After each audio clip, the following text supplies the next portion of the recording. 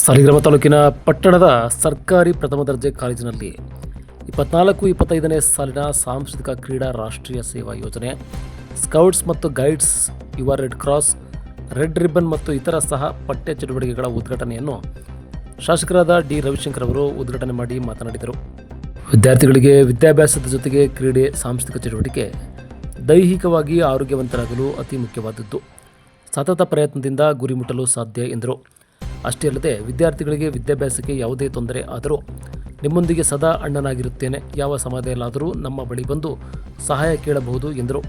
ಕಾರ್ಯಕ್ರಮದಲ್ಲಿ ಸ್ವಾಮಿಗೌಡ, ಸಹಾಯಕ ನಿರ್ದೇಶಕರು ಅಕ್ಷರ ದಾಸೋಹ, ಪ್ರಾಂಶುಪಾಲರಾದ ಅಂಶವೇಣಿ, ಸಿಡಿಸಿ ಸದಸ್ಯರಾದ ಶ್ರೀನಿವಾಸ್, ಮಹಾದೇವಸ್ವಾಮಿ, ಅರ್ಧನಹಳ್ಳಿ ಮಂಜುನಾಥ್, ಕಳಮನಕೊಪ್ಪಲು ಮಹಾದೇವ, ವೆಂಕಟರಮಣ, ಶಂಕರೇಗೌಡರು, ತೇಜೋಮೂರ್ತಿ, ಯಲ್ಲಪ್ಪ ಜೋಗಿ, ಕೃಷ್ಣೇಗೌಡರು, ಧರ್ಮ, ಗೌತಮ್, ಬ್ಲಾಕ್ ಕಾಂಗ್ರೆಸ್ ಅಧ್ಯಕ್ಷ ಉದಯ್ ಶಂಕರ್, ನಗರಾಧ್ಯಕ್ಷ ಪ್ರಭಾಕರ್, ವೆಂಕಟೇಶ್, ಚಂದು, ಪರೀಕ್ಷಿತ್, ಸಂತೋಷ್, ಕಂಠಿಕುಮಾರ್, ಹೇಮಂತ್, ಲಗಿಗುಪ್ಪೆ, ಮಂಜೇಗೌಡ ಸೇರಿದಂತೆ ಕಾಲೇಜಿನ ಪ್ರಾಧ್ಯಾಪಕರು, ವಿದ್ಯಾರ್ಥಿಗಳು ಹಾಜರಿದ್ದರು.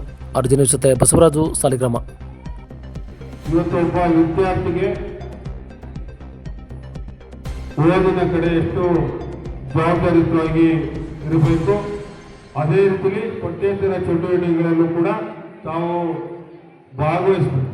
ಕಾರಣ ಇಷ್ಟೇ, ಒಬ್ಬ ವಿದ್ಯಾರ್ಥಿಯನ್ನ ಪರಿಪೂರ್ಣವಾಗಿರ್ತಕ್ಕಂಥ ವಿಕಾಸನವನ್ನು ಮಾಡುವಂಥದ್ದು ಓದಿನ ಜೊತೆಗೆ ಎಲ್ಲ ರೀತಿಯ ಚಟುವಟಿಕೆಗಳಲ್ಲೂ ಕೂಡ ಭಾಗವಹಿಸಿದ ಸಂದರ್ಭದಲ್ಲಿ ಒಬ್ಬ ವಿದ್ಯಾರ್ಥಿ ಪರಿಪೂರ್ಣತೆ ಹೊಂದುತ್ತೆ ಅಂತಕ್ಕಂಥ ನಿಟ್ಟಿನಲ್ಲಿ ನಾನು ಈ ಸಂದರ್ಭದಲ್ಲಿ ಹೇಳೋದಕ್ಕೆ ಇಷ್ಟಪಡ್ತಾ ಇದ್ದೇನೆ.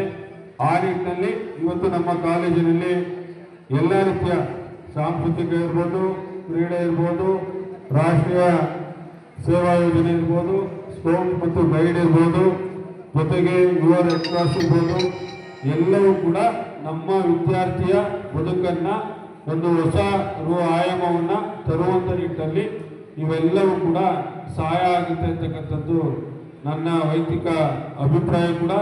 ಅದು ಬಹಳ ಅವಶ್ಯಕತೆ ಇರ್ತಕ್ಕಂಥದ್ದು ಕೂಡ. ಆ ನಿಟ್ಟಿನಲ್ಲಿ ಇವೆಲ್ಲವನ್ನು ಕೂಡ ತಾವು ಸದುಪಯೋಗ ಪಡಿಸ್ಕೊಳ್ಬೇಕು ಅಂತಕ್ಕಂಥ ನಿಟ್ಟಿನಲ್ಲಿ ನಾನು ಈ ಸಂದರ್ಭದಲ್ಲಿ ಹೇಳ್ತಾ ಇದ್ದೇನೆ. ಸಾಮಾನ್ಯವಾಗಿ ಯಶಸ್ಸು ಸಿಗೋದಿಲ್ಲ.